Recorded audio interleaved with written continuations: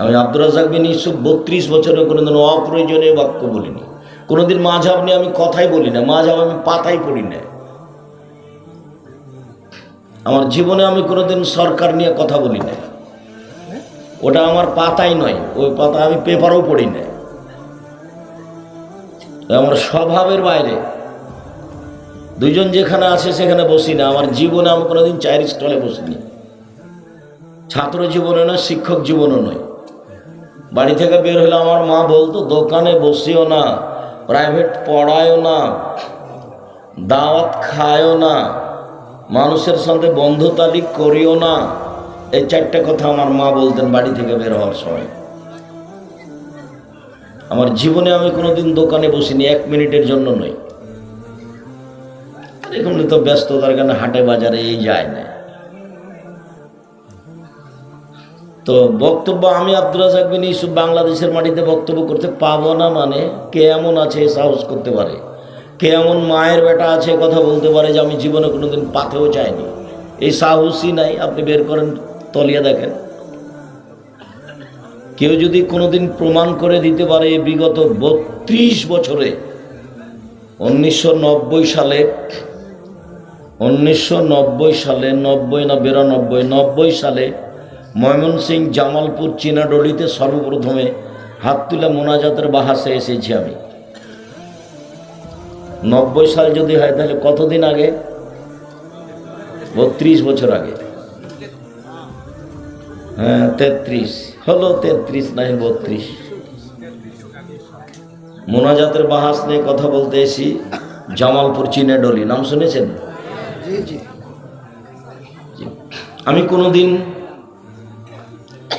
কারো পাতা পড়ি না, কে বক্তব্য কি দিল, কে করলো, এইটাই আমার হিসাবের মধ্যে নেই। কোনোদিন যদি কোনো জায়গায় চলে আসি, যেমন আজকে এসেছি, অন্তত 10 কিলোমিটার আশেপাশে পুরুষ, নারী, মুসলমান, হিন্দু, বৌদ্ধ, খ্রিস্টান সবাই আসবেন। আপনার তো উপকার করবো ইনশাল্লাহ। একটা হিন্দু মানুষের উপকার করবো ইনশাল্লাহ। একটা হিন্দু মানুষের জন্য এই হাদিসটা কাজে লাগবে। মুহাম্মদ সাল্লাল্লাহু আলাইহি সাল্লামের মা ও পৌত্তলিক, ওদের বাড়িতে মূর্তি পূজা থাকতো, মূর্তি থাকতো। ওদের বংশের মূর্তি ছিল সরস্বতী, ভগবতী, কালী, দুর্গা, এগুলো নয়। ওদের ছিল লাত, মানাত, উজ্জা, হবল, এগুলি। মুহাম্মদ সাল্লাল্লাহু আলাইহি সাল্লামের বাপ চাচার বাপ দাদার এগুলো মূর্তি ছিল, কাবা ঘরে ছিল। উহুদের যুদ্ধে যখন জয়ী হয়ে গেল পৌত্তলিক মুশরিকরা, তখন আবু সুফিয়ান কত বড় বিশিষ্ট নেতা, একজন মুসলিম, তখনও মুসলমান হয়নি। তো একটা মূর্তির নাম হলো হবল, ওটা কাবা ঘরে থাকতো। ওটা একবারে নগদ আল্লাহ, নাউজুবিল্লাহ। তার মানে ওই মূর্তির পাশে একটা পাতিল ছিল, পাতিলের ভেতরে 3টা কাঠের খড়ি ছিল। একটা খড়ির গায়ে লেখা ছিল ইফাল, মানে করো। একটা খড়ির গায়ে লেখা ছিল লাতাফাল, মানে করো না। একটা খড়ির গায়ে লেখা ছিল মোহমাল, মানে কিছুই না। তো একটা লোক তার মেয়ের বিবাহ দেওয়ার সিদ্ধান্ত নিয়েছে, বিবাহ দিব অমুক ছেলের সাথে। তো এখন হবল আল্লাহর কাছে অনুমতি নিতে হবে, তাই ওই পাতিলের ভিতরে হাত ঢুকে একটা খড়ি বের করেছে। ওই খড়িটা যদি বের হয় যাতে লেখা আছে এই ফাল করো, তার মানে হবল আল্লাহ বলে দিল যে বিবাহ দাও। ওই খড়িটা যদি বের হয় যাতে লেখা আছে লাতাফাল, করো না, তো ওই হবল নকল মাবুদ বলে দিল যে বিবাহ দিতে হবে না। এইভাবেই পার হয়ে গেছে জীবন। আবু সুফিয়ান যুদ্ধে পর জয়ী হয়ে বলছে, বুখারীর হাদিস, উলু হবাল, হবাল আল্লাহ তুমি সম্মানী হও, হবাল আল্লাহ তুমি সম্মানী হও, এভাবে বলছে। তো ওই পরিবারের একজন মুহাম্মদ সাল্লাল্লাহু আলাইহি সাল্লাম, ইনি বলছেন যে আমি আমার মায়ের ক্ষমার জন্য অনুমতি চাইলাম, ক্ষমা হবে না হবে পরে। আমি বললাম আমাকে একটু অনুমতি দাও না, আমি একটু বলি যে আল্লাহ তুমি আমার মাকে ক্ষমা করো, এই বাক্যটা বলি। তো উনি নিজেই বলছেন ফালাম ইউদানলি, আমাকে অনুমতি দেওয়া হলো না। না, আপনি আপনার মায়ের জন্য ক্ষমার কথা বলতে পারেন না, ক্ষমার কথা বলাই যাবে না, ক্ষমা হওয়া না হওয়া পরে। তারপরে তখন আমি বললাম, রব্বি তাহলে আমাকে আমার মায়ের কবর দেখতে যাওয়ার অনুমতি দেন, দেখতে যাই, অন্তত কবরটা দেখে আসি। ফওজেন আলী, তখন আমাকে অনুমতি দেওয়া হলো, হ্যাঁ আপনি আপনার মায়ের কবর দেখতে যেতে পারেন, ওখানে গিয়ে বলতে পাবেন না যে ক্ষমা করেন। তো দেখতে গেলাম, দেখতে গিয়ে বলছেন ফজুরু কবরাকুম ফাইন্নাহু তুযাক্কিরু মাউতাকুম, পৃথিবীর মানুষ তোমরা কবর দেখতে যাও, কবর জিয়ারত করো, তাহলে তোমাদের মরণ স্মরণ হবে। আমাকেও মরা লাগবে, এটা আমার বাপের কবর। মানুষ চলে যাবে এটা সবাই জানে, কিন্তু কেউ হিসাব করতে পারে না যে মরাই লাগবে। আর একেবারেই বাপকে মাটি দিয়ে এসে জমি জায়গা নিয়ে মারামারি লেগে যাচ্ছে ওইখানে। অথচ ওরও একদিন মরণ হবে, এখনই হতে পারে। হুঁশিয়ার মানুষ হই যে মরতে হবে এই কথাটা স্মরণ করতে পারে, তার মানে প্রস্তুতি নিতে পারে। এই ছেলেরা, তোমরা নিজেরা জিম্মেদারি পালন করো, কোনো জায়গা থেকে জোর করে কথা বললে আর একজন ওখানে আগাবেন না। এই পাড়ার ছেলেরা যারা আছে তারাই দেখবে, আপনাদেরকে ওখানে সহযোগিতা করতে হবে না। এই ছেলেরা, তোমরা এখানে দাঁড়িয়ে আছো কেন?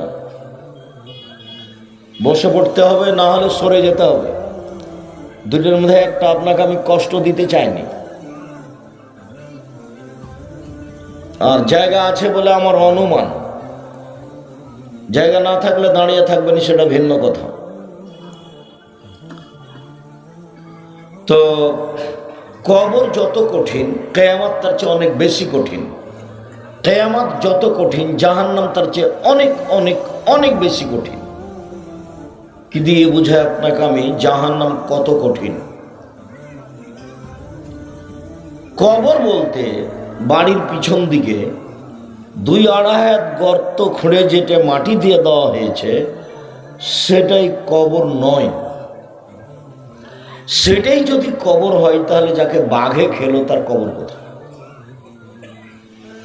কবরস্থানের কবরই যদি কবর হয় তাহলে যে পানিতে ডুবে মারা গেল, হারিয়ে গেল, তার কবর কোথায়? কবরই যদি কবর হয় তাহলে যে আগুনে জ্বলে ছাই হয়ে গেল তার কবর কোথায়? কবর বলতে মরার পর থেকে নিয়ে বিচারের দিন পর্যন্ত এই দীর্ঘ একটা সময়ের নাম হলো কবর। আলামে বারজাখ, আত্মার জগৎ।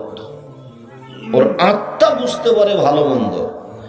কবরের লোকটাকে উঠিয়ে বসানো হলো, তারপরে জিজ্ঞাসা করা হচ্ছে। লাশটাকে উঠিয়ে বসানো হয় না, লাশে কোনো প্রকার ক্ষমতা নাই, ওই রুহ আবার দেওয়া হবে না লাশে। কিন্তু লাশটা পর্যন্ত নিয়ে আসা হলো, ও শুধু বুঝতে পারবে যে আমাকে উঠানো হচ্ছে, বসানো হচ্ছে, স্বপ্নের মতো। আপনি আর আমি আছি এক জায়গাতে, আপনি বসে আছেন, আমি ঘুমিয়ে আছি, তা আমাকে গোখরা সাপ তাড়া দিয়েছে, আমি বাপরে মারে করে ছুটে চলে যাচ্ছি। এক সময় আপনি দেখতে পাচ্ছেন আমার শরীরটা কেমন কেমন করছে, চটকেটে ঘুম ভেঙে গেছে। তখন আমি বলছি ইন্না লিল্লাহ, বিশাল সাপ আমাকে তাড়া দিয়েছিল। তখন আপনি পাশে বসে আছেন, বলছেন কই সাপ? আপনি তো দেখতে পাচ্ছেন, অথচ আমি সাপের রং বলতে পারবো, লম্বা কত বড় সেটা বলতে পারবো, কিভাবে দৌড়িয়ে এসেছে সেটা বলতে পারবো, সবই পারবো না? আমি সবটাই পারবো। অথচ একবার আমি নগদ দেখতে পাচ্ছি, আপনি কিছু দেখতে পান না। এইটার নাম হলো কবর।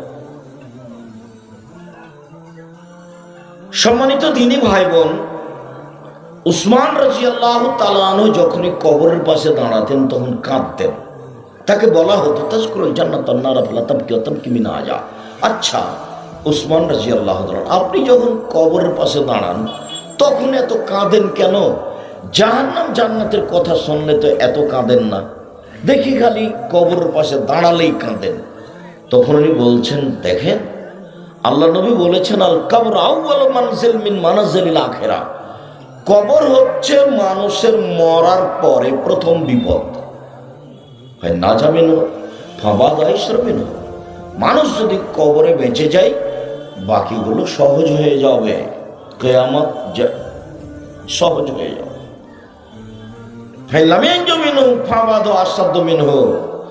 যদিও কবরে বাঁচতে না পারে তাহলে বাকিগুলো আরো জটিল ও কঠিন হয়ে যাবে। কবর যত কঠিন কিয়ামত তার চেয়ে অনেক বেশি কঠিন। কিয়ামত যত কঠিন জাহান্নাম তার চেয়ে অনেক অনেক অনেক বেশি কঠিন। আল্লাহ নবী বলছেন, মা রাআইতু মানজারান কাত্তাল কাবর আফযা মিনহু। আমার জীবনে আমি দেখিনি কোনো দৃশ্য যেটা কবরের চেয়ে আশ্চর্য হতে পারে। মানুষের চোখের সামনে অনেক দৃশ্য আছে। আগ্রার তাজমহল আছে, ইরাকের ব্যাবিলনের ঘন্টা আছে, কলিকাতার হাওড়ার ব্রিজ আছে, ফ্যাক্স মেশিন আছে, মোবাইল আছে, অনেক আশ্চর্য জিনিস মানুষের চোখের সামনে আছে। কবর তার চেয়ে আশ্চর্য, এ কথা মুহাম্মদ সাল্লাল্লাহু আলাইহি সাল্লাম বলেন। তিনি বলেন, কবরে যে ফেরেশতা মারেন ওই ফেরেশতা চোখে দেখে না, কোথায় মারছে তার হিসাব নেই। কবরে যে ফেরেশতা মারেন ও কানে শোনে না, লোকটা কত জোরে চিৎকার করছে হলো শুনতে পারে না, তার কান নাই, চোখও নাই, কানও নাই। এইভাবে তাকে নিয়োগ করা হয়েছে, নিযুক্ত করা হয়েছে। আল্লাহ নবী বলছেন, যদি উত্তর দিতে না পারে তখন ওই ফেরেশতা মারেন, তাতে ও চিৎকার করে, ফায়াসিউ সাইহাতান, বাপরে মারে করে চিৎকার করে উঠে, ইসমু মা মিনাল মাশরিকিল মাগরিব ইল্লা সাকালাইন। সারা পৃথিবীর জীবজন্তু, কীট পতঙ্গ, পদার্থ, জড় পদার্থ সবাই শুনতে পাচ্ছে তার চিৎকার, কিন্তু মানুষ এবং জিন শুনতে পাবে না। ওই ক্ষমতা সৃষ্টি করা হয়নি। এইখানে এই কবরে চিৎকার করছে একটা মানুষ, এখন এই মুহূর্তে 50,000 কোটি কিলোমিটার দূরে যে বস্তু আছে সেও শুনতে পাচ্ছে এই কবরের চিৎকার, কিন্তু আমি আপনি পাশে আছি, আমি আপনি শুনতে পাবো না। যার জন্য কবরের শাস্তি কোনো মিডিয়ায় দেখা যাবে না। ওটা এই দুনিয়ার হিসাব নয়, ওটা পরকালীন হিসাব। যেটা চোখ দেখতে পাবে না, যেটা কান শুনতে পাবে না, যেটা চোখ দেখতে পারে না, যেটা কান শুনতে পারে না। ওই যে কোনো সময় দেখতে পান যে কাবা ঘরের ইমাম, জনক ইমাম মসজিদ থেকে বের হয়ে কবর খনন করে দেখলেন একটা সাপ লাশটাকে জড়িয়ে ধরে, এখন নগদ মিথ্যে কথা দিয়ে বলছে এই কাগজটা যত লোক ছাপিয়ে দিবে তত নাকি হবে, যত লোক ছাপাবে সবাই পাবে।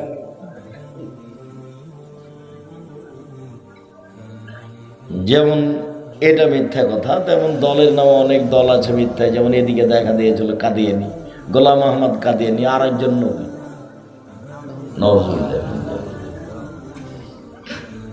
খবরদার কাদিয়ানি যেন এলাকায় না ঢোকে। কাদিয়ানি মানে মুসলমান নয়। সম্মানিত দিনী ভাই বোন, বলছিলাম রাসূল সাল্লাল্লাহু আলাইহি সাল্লাম যেভাবে বলছেন, কবর কবর বলতে বাড়ির পাশের কবর নয়, কবর বলতে একটা সময়। আরেকটা কথা এখানে বলে রাখি, কবরে মানুষ কতদিন থাকবে? কবরে মানুষ থাকবে বাসর রাতে যতটুকু সময় থাকে। তো আব্দুল রাজ্জাক সাহেব, কথা কি ভুল হলো নাকি? ভালো করে বুঝিয়ে বলেন তো। কবরে থাকার সময়সীমা কতটুকু? ভালো মানুষের জন্য বাসর রাতের সমান, আর খারাপ মানুষের জন্য কতদিন তা আল্লাহ ভালো জানে। প্রশ্নের উত্তর যখন ঠিক হয়ে যাবে তখন যারা এসে জিজ্ঞাসা করছেন তারা বলবেন, তুমি ঘুমিয়ে যাও বাসর রাতের ঘুমানোর মতো, যাকে কেউ জাগাবে না তার নিজ স্ত্রী ছাড়া। তুমি ঘুমিয়ে যাও বাসর রাতের ঘুমানোর মতো, যাকে কেউ জাগাবে না নিজ স্ত্রী ছাড়া। তারপরে যখন ঘুম থেকে উঠবে তখনও মনে করো, ইন্নালিল্লাহ, এখনই তো ঘুমাইলাম, এত তাড়াতাড়ি ঘুম থেকে আমাকে উঠালো কেন, মানে বিরক্ত হয়ে যাবে। অথচ 2 কোটি বছর থেকে আছে, 50,000 বছর থেকে আছে, 1 লক্ষ বছর থেকে আছে। ভালো মানুষের কবরের সময়সীমা বাসর রাতের সমান। বাসর রাতটা একটু বুঝিয়ে বলবেন। সেটা আর কি বুঝিয়ে বলবো, এক এক এলাকাতে এক এক রকম হয়। আমাদের দেশে তো আসলো, তারপর মা চাচিরা বাসর ঘর বানায়, তারপরে কনেকে সুন্দর করে সাজায়। হ্যাঁ, সাজাতে হবে, এই কথাই ঠিক, তবে ভাবিরা সাজাবে না। তার নখে নেইল পালিশ দিতে হবে না। নেইল পালিশ দেওয়া ইহুদি খ্রিস্টানদের পতিতালয়ের মেয়েদের বৈশিষ্ট্য। কনেকে সাজাতে হবে, এই কথাই ঠিক। আয়েশা রাদিয়াল্লাহু তাআলা আনহা বলেন, আমি আমার বান্ধবীদের সাথে একদা দোলনায় খেলাচ্ছিলাম। দোলনায় একদিকে আমরা আছি কিছু বান্ধবী, একদিকে কিছু বান্ধবী আছে, একদিক উঁচু হলে একদিক নিচু হয়। আমরা খেলাচ্ছিলাম, আমার মা আমাকে ডাকলেন, আমি দৌড়িয়ে আসলাম। তো আমার গায়ে কিছু ধুলাবালি লেগেছিল, এগুলো আমার মা একটু মুছে দিলেন, দিয়ে নিয়ে গেলেন একটা ঘরে। দেখি সেখানে আনসারীদের মহিলা। ব্যাপারটা বুঝলাম না, ওখানে কেউ নাই, শুধু আনসারীদের মহিলা। আনসারী মহিলারা আমাকে সুন্দরী করে সাজালো। অন্য এক বর্ণনাতে এসেছে, আসমা বিনতে ইয়াজিদ বলছে, কাইয়ান্ত আয়েশাতা লিরাসূলিল্লাহ সাল্লাল্লাহু আলাইহি সাল্লাম, আমি আয়েশাকে সুন্দরী করে সাজালাম আল্লাহর নবীর জন্য। কি দিয়ে সাজালেন? যা দিয়ে চলে সবই দিলেন, আসকারা মাস্কারা যা আছে, পাউডার টাউডার যা আছে, তবে নেইল পালিশ নয়, আর টিপ নয়। টিপ হচ্ছে হিন্দুদের হিন্দু মেয়েকে বিবাহ করার 10টা পদ্ধতি আছে, তার একটা হলো রাক্ষসী বিবাহ। মেয়ের বাপ বিবাহ দিবে না, ছেলে বিবাহ করবেই, তো জোর করে যদি কপালে টিপ দিতে পারে তাহলে বিবাহ হয়ে গেছে। তো কপালে টিপ দেওয়া প্রথা এসেছে হিন্দুদের পক্ষ থেকে, যার কারণে কোনো মুসলিম মহিলা কপালে টিপ দিতে পাবে না। আর নখে নেইল পালিশ দিতে পাবে না, এই জন্য যে পতিতালয়ের ইহুদি খ্রিস্টানদের পতিতালয়ের মেয়েদের বৈশিষ্ট্য নখে নেইল পালিশ দেওয়া। ইহুদি খ্রিস্টানদের পতিতালয়ের মেয়েদের বৈশিষ্ট্য হচ্ছে নখে নেইল পালিশ দেওয়া। মুসলিম মহিলারা হাতের নখে পায়ের নখে মেহেদি দিবে, জরুরিভাবে দিতেই হবে। সব মহিলাকে দিতে হবে, হাতের নখও দিতে হবে, পায়ের নখও দিতে হবে, দিতেই হবে, জরুরি। পুরুষের দেওয়া হারাম। তো সুন্দরী করে সাজালো আমাকে, তারপর একটা ঘরে নিয়ে গেল। সকাল 8:30 9টার সময় দেখি ঘরে কেউ নেই, শুধু আল্লাহর নবী। বিষয়টা আমি বুঝতে পারলাম না ব্যাপারটা কি। আমার মা আমাকে ভেতরে নিয়ে গিয়ে ছেড়ে বের হয়ে চলে আসলেন। আমি খুব চিন্তিত, আমি তো এরকমভাবে কোনো সময় আল্লাহ রসুলকে দেখিনি, ঘটনা তো আমি জানি। তো একটু পরে দেখলাম একজন মহিলা আসমা বিনতে ইয়াজিদ এক গ্লাস শরবত নিয়ে আসলো। তো নিয়ে এসে আমাকে বলছে, আয়েশা গ্লাসটা নাও, রসুলের হাতে দাও। তো আমি তো লজ্জা পেয়ে গেলাম, আমি তো আল্লাহ রসুলের হাতে কোনোদিন কিছু দিইনি। তো আমাকে ধমকায় বলছে, দাও রসুলের হাতে দাও। তো আমি গ্লাসটা এনে আল্লাহ রসুলের হাতে দিলাম, উনি পান করলেন। তারপরে আমাকে বলছেন আল্লাহ নবী যে তুমিও পান করো। আমি একটু করলাম, তারপর বলছেন যে গ্লাসটা আসমাকে দাও। তারপর আসমাকে দিলাম। তো দেখলাম আসমা ওখানে মুখ লাগিয়ে শরবতটা পান করলো, যেখানে রাসূল সাল্লাল্লাহু আলাইহি ওয়াসাল্লাম মুখ লাগিয়ে শরবতটা পান করলেন। তারপরে এ পর্যন্ত এখানে শেষ। অন্য হাদিসে এখন কি বলতে হবে? অন্য হাদিসে ঢোকে মাথায় হাত দিয়ে দোয়া পড়তে হবে, আল্লাহুম্মা নাসআলুকা খাইরাহা ওয়া খাইরা মা জাবালতা আলাইহি ওয়া আউযু বিকা মিন শাররি মা জাবালতা আলাইহি। আল্লাহ, এই স্ত্রীর মধ্যে যে কল্যাণ আছে সে কল্যাণ চাচ্ছি, একে যে কল্যাণ দিয়ে সৃষ্টি করা হয়েছে সেটা চাচ্ছি, আর এর ভিতরে যে খারাপ আছে, বেঢঙ্গা নীতি, বেহায়াই, এটা থেকে তোমার কাছে বাঁচতে চাচ্ছি। যে বেহায়াই দিয়ে, বোকামি দিয়ে একে সৃষ্টি করা হয়েছে সেটা থেকে বাঁচতে চাচ্ছি। তারপরেরটা দূরে কাজ সালাত, তারপরে দাম্পত্য জীবন, এটা হলো বাসর রাতের সময়। তো রাত 12টার সময়তে বাসর রাতে গেছে, এদিকে 4টা 4:30 5টায় আজান হয়ে গেছে, তাহলে মোটামুটি 4.5 ঘন্টা 5 ঘন্টার সময় হলো বাসর রাতের সময়। এইটুকু হলো ভালো মানুষের কবরে থাকার সময়সীমা। বিচারের মাঠ কতক্ষণ? বিচারের মাঠ হলো 1 ওয়াক্ত ফরজ সালাত আদায় করতে যত সময় লাগে।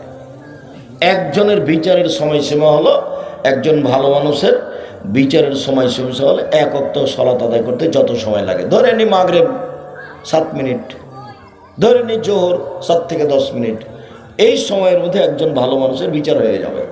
আর যদি মানুষটা জালেম হয়, জোর করে জমি দখল করে থাকে, আর যদি দলীয় দাপটে কাউকে জেলে দিয়ে থাকে, দলীয় দাপটে যদি আব্দুর রাজ্জাক বিন ইউসুফের বক্তব্য বন্ধ করে থাকে, একদিন যদি বিচার লেট হয় তাহলে 50,000 বছর, যদি 3 দিন লেট হয় তাহলে 1.5 লক্ষ বছর পরে বিচার হবে। ও নিজেই জানে না বিচার কাকে বলে। বাপও জানে না ঘটনা কি, মাও জানে না ঘটনা কি। দুনিয়াতে এসেছে মা মানে জন্ম দিয়েছে বাচ্চা, তাই মা। প্রসব করেছে তাই ও, এবার বাপে বিবাহ দিয়েছে, স্বামীর কাছে গেছে তাই ও মা হয়ে গেছে। ও তো জানে না বাচ্চা পালন করা কি জিনিস। মা কাকে বলে তার জানা নেই, মা কাকে বলে তার জানা নেই। সম্মানিত দিনী ভাই বোন, মধ্যখানে কথা আছে, এই কথাটা আমি শেষ করে নিয়ে আগে বাড়ি। মা কাকে বলে জানা না। এই ছেলে শোনো, আমি যদি বলি এটা তোমার মা নয়, এটা তোমার খালা, তুমি অস্বীকার করতে পারবে না। কিভাবে আব্দুর রাজ্জাক সাহেব? তোমার প্যান্টটা টাকনোর নিচে আছে। 3 শ্রেণীর মানুষের সাথে আল্লাহ বিচারের মাঠে কথা বলবেন না। তার মধ্যে 1 শ্রেণীর মানুষ যাদের পায়জামা লুঙ্গির টাকনোর নিচে থাকে। বলো তো, তোমার মা এই পায়জামাটা রোজ তোমাকে ধুয়ে দেয়। তোমার পাশে একটা তোমার ভাই আছে ছোট, 7 বছর বয়স, তার প্যান্টটা টাকনোর নিচে আছে। তোমার মা রোজ প্যান্টটা ধুয়ে পরিষ্কার করে শুকিয়ে তার গায়ে দেয়। কই তোমার মার কাছে তো একটু খারাপ লাগে না? তোমার বোন এখন এখানে দাঁড়িয়ে আছে, তোমার মায়ের পাশে ক্লাস 10-এ পড়ে, পাঞ্জার চুল নিয়ে হেঁটে বেড়াচ্ছে, ক্লাস 10-এ পড়ে, গল্প করছে জোহর থেকে। তোমার মা আছে, কথা কে বললো না? তোমার মা থাকলে এটাও করতে পারে। বুঝতে পারোনি মা কাকে বলে? এটা তোমার মা না, এটা তোমার খালা, নইলে তোমার সৎ মা। মা হলে 4টা জিনিস লাগে, এটুকু দেখি আগে বাড়ি। এই ছেলে বসো। উপস্থিত বৈঠকের মুসলিম বোন, আপনি একটু কথা খেয়াল করে শোনেন। এই মেয়ে, কথা বলছো কেন? তোমার লজ্জা হয় না, শরম হয় না কেন? আমি কথা বলছি, তুমি হিসাব পাও না? উপস্থিত বৈঠকের মুসলিম বোন, আপনাকে আমি অনুরোধ করছি, আর একজন মহিলা যদি আপনার গায়ের উপর দিয়ে চলে যায় তবে আপনি মুখ খুলবেন না, মুখখান বন্ধ করে রাখেন। আপনার স্বামী কাপুরুষ, তারই ফাঁকে তো আপনি চিল্লাতে শিখেছেন।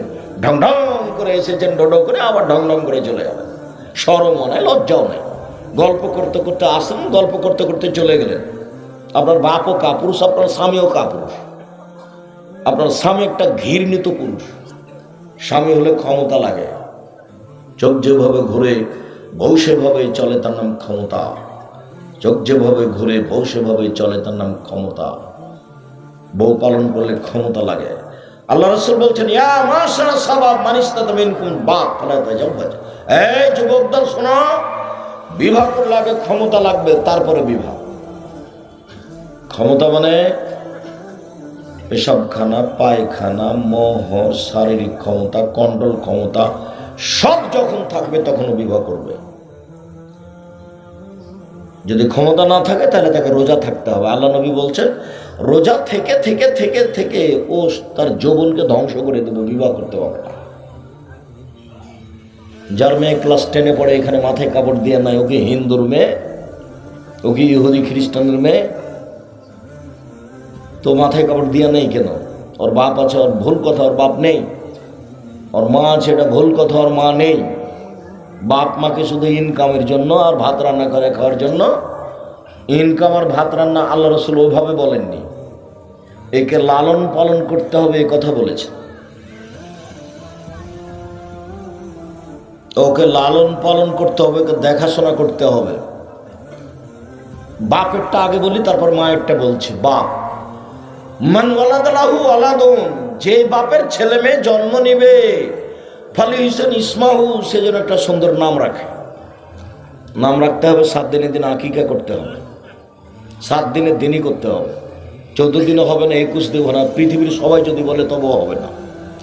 আমি 26 বছর থেকে ফতোয়া লিখে 2 হাত দিয়ে, কতদিন থেকে? 26 বছর থেকে। হোমসি খালি মুখে বললে হবে না, তোবা করে আবার ফিরে যেতে হবে। গায়ের জোরে কিছু চলে না। 6 বছর থেকে নিজে ফতোয়া বোর্ড পরিচালনা করি। আমার সামনে বসে থাকে দেশ বিদেশের বড় বড় বিদ্বান, যাদের বিদেশি শিক্ষক, যাদের এক একজনের বেতন 70-80 হাজার করে, যেগুলো জামিয়া সালাফে ডাঙ্গিপাড়া পাওয়া রাজশাহীতে অবস্থান করেন, যাদের থাকা খাওয়া ভিন্ন। জামিয়া সালাফের শিক্ষক শিক্ষিকাদের বেতন লাগে প্রতি মাসে 30 লক্ষ। প্রতি মাসে 30 লক্ষ বেতন লাগে। জামিয়া সালাফে এদেশের ব্যতিক্রম প্রতিষ্ঠান। এদেশের প্রত্যেকটা আহলে হাদিসের জানের প্রতিষ্ঠান জামিয়া সালাফিয়া। ওটা আগে, তারপর একটা নিজেরটা। সবাইকে খেয়াল করতে হবে, আমার প্রতিষ্ঠান জামিয়া সালাফিয়া। বাড়িটা আমার, তবে আমার যেটা নিজস্ব জানের জান যেটা জামিয়া সালাফিয়া। এই দেশের বাংলা, ইংরেজি, আরবি উন্নত মানের শিক্ষা দেওয়ার ব্যতিক্রম মাধ্যম জামিয়া সালাফিয়া, যেখানে শহ শহ হাজার হাজার ছেলে মেয়ে পড়াশোনা করে, যেখানে শহ শহ শিক্ষক শিক্ষিকা। ডাঙ্গিপাড়া 26 বিঘা জমির উপরে ছেলে শাখা, আর রূপগঞ্জ নারায়ণগঞ্জে 51 বিঘা জমির উপরে প্রতিষ্ঠান। মার্চের 2-3 সম্মেলন, একদিন যা দেখে আসবেন, ভুল করে এদিকে চলে যাবেন। একটা লোক ব্যাগ বোকচা নিয়ে অনেক দূর যেতে প্রস্তুত, কিন্তু জামিয়া সালাফিয়া দেখেনি। কলকাতায় যে না দেখেছে সে তো মায়ের গর্ভে আছে, জামিয়া সালাফিয়া যে না দেখেছে সে তো মায়ের গর্ভে আছে। এইভাবে নিয়ে যেতে হবে, ওইটা নয়। মৌলানা শেহাবুদ্দিন সুন্নি মারা গেছেন, আন্দোলনের একজন বড় মৌলানা ছিলেন। তিনি একদিন বলছেন, কলকাতা যে না দেখেছে সে তো মায়ের গর্ভে আছে। জামিয়া সালাফিয়া চোখে না দেওয়া পর্যন্ত কিছু ভাবা যাবে না। এদেশের ব্যতিক্রম প্রতিষ্ঠান জামিয়া সালাফিয়া। সম্মানিত দিনী ভাই বোন, যেটা বলছিলাম, এক, ছেলে মেয়ে জন্ম নিলে সুন্দর নাম রাখতে হবে। 2, ফায়জা বালাগা ফালি জব্বে জহু, বড় হলে বিবাহ দিয়ে দিতে হবে। অলিয়তে বহু, 2, তাকে শিষ্টাচার শিখাতে হবে। শিষ্টাচার এটা বাপের কাজ, বিদ্যা শিষ্টাচার শিখাতে হবে। 2, 3, ফায়জা বালাগা ফালি জব্বে জহু, বড় হলে বিবাহ দিয়ে দিতে হবে। ফায়জা বালাগা ফালি জব্বে জহু, যদি বিবাহ না দেয়, সে যদি কোনো পাপ করে সে পাপ তার বাপের হবে। আমি এই কথা বলিনি, আমি অনুবাদক। এটা হলো বাপ। নাম রাখতে হবে, শিষ্টাচার শিখাতে হবে, বিবাহ দিয়ে দিতে হবে। বাপকে নাম রেখেছে লিটন, এটা বাপ, এটা সুন্দর নাম হলো। ওকে তোবা করতে বলতে আমার বাপ হওয়া ভুল হয়েছে। আমি এই মনে তোবা করিয়া বলিতেছি যে আস্তাগফিরুল্লাহ ওয়া আতুবু ইলাইহি, আমার বাপ হওয়া ভুল হইয়াছে, আমার বাপের নাম, আমার বেটার নাম লিটন। ও নিজে বলুক যে আমার বেটার নাম লিটন, ভালো হয়েছে। কেন বলবো? এটা বাপ নাকি? আপনি মনে কষ্ট, আপনাকে আমি কষ্ট দিতে এসেছি, এমনভাবে আপনাকে কথা বলতে এসেছি, 20 বছর পরে যেন আপনার মনে থাকে যে এখান থেকে যাবে কেটে ছিঁড়ে চলে যাবে। এটা আমি চাচ্ছি, আপনাকে বলতে হবে আমার ছেলের নাম লিটন এবং ভালো নাম, এটা বলতে হবে। নইলে বলতে হবে ভুল হয়েছে আমার।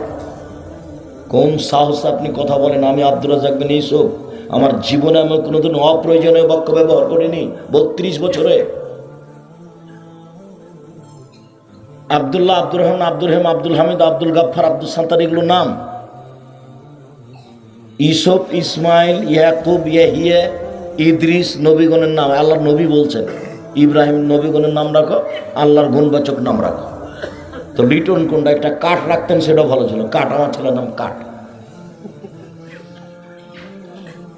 আল্লাহ রাসূলের কথাটা আবার দেখেন, মান ওয়ালাদাহু ওয়ালাদুন, কারো যদি ছেলে মেয়ে জন্ম নেই, ফাল ইহসান ইসমাহু, এটা আদেশবাচক শব্দ, সে যে তোর ছেলে মেয়ের নাম সুন্দর নাম রাখে।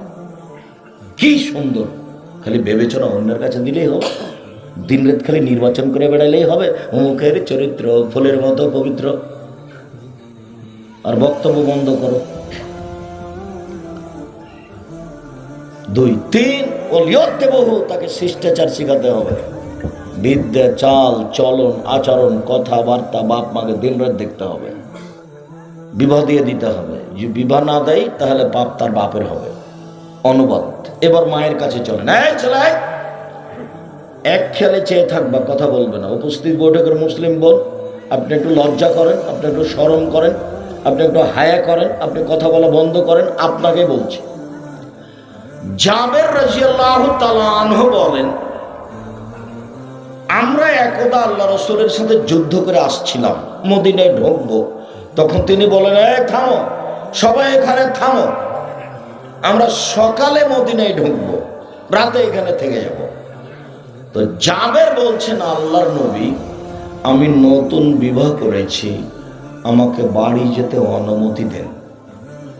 তখন আল্লাহ রাসূল বলছেন, ও নতুন বিবাহ করেছো?